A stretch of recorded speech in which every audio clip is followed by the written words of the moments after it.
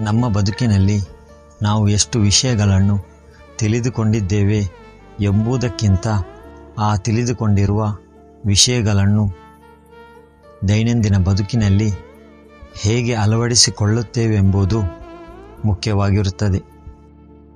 ಹಾಗೆ ಮಾತನಾಡಿದಂತೆ ಜೀವಿಸಲು ಯಾರಿಗೂ ಕೂಡ ಆಗುವುದಿಲ್ಲ, ಬರೆದಿಟ್ಟಂತೆ ಬದುಕಲು ಕೂಡ ಆಗುವುದಿಲ್ಲ. ನಮ್ಮಿಂದ ಬೇರೆಯವರಿಗೆ ತೊಂದರೆಯಾಗದಂತೆ ಬದುಕಿದರೆ ಸಾಕು.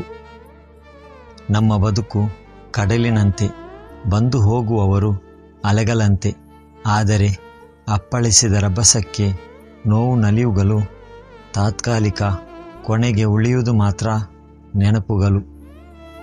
ಆದರೆ ಬದುಕಿನಲ್ಲಿ ಕಷ್ಟದ ದಿನಗಳ ಅರಿವು ಇಲ್ಲದಿದ್ದರೆ ಯಾರಿಗೂ ಕೂಡ ಒಳ್ಳೆಯ ದಿನಗಳ ಅನುಭವವೂ ಕೂಡ ಆಗುವುದಿಲ್ಲ.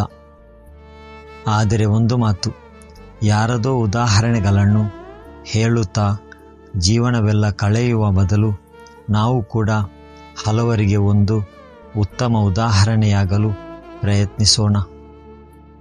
ಜೀವನವೆಂದರೆ ನೋವು ನಲಿವುಗಳ ಸಮ್ಮಿಲನ. ಸುಖದ ಸುಪ್ಪತ್ತಿಗೆಯಲ್ಲಿ ತೇಲಾಡುತ್ತಿರುವಾಗಲೇ ಅದೇನೋ ಅನಾಹುತ ಬಂದು ಅಪ್ಪಳಿಸಬಹುದು. ಕೆಲವೊಮ್ಮೆ ಗೊತ್ತಿದ್ದೋ ಗೊತ್ತಿಲ್ಲದೆಯೋ ತಪ್ಪುಗಳನ್ನು ಮಾಡುತ್ತೇವೆ. ಆದರೆ ಒಂದು ಮಾತು, ಜೀವನದಲ್ಲಿ ಎಡವಿದಾಗ ಸಲಹೆ ನೀಡುವವರು ಇದ್ದೇ ಇರುತ್ತಾರೆ.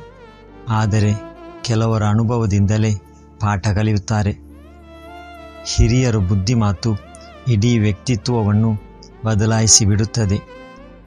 ಹಿರಿಯರ ಒಂದು ಸಣ್ಣ ಸಂದೇಶ ನಮ್ಮೆಲ್ಲರನ್ನು ಚಿಂತನೆಗೆ ಹಚ್ಚುತ್ತದೆ.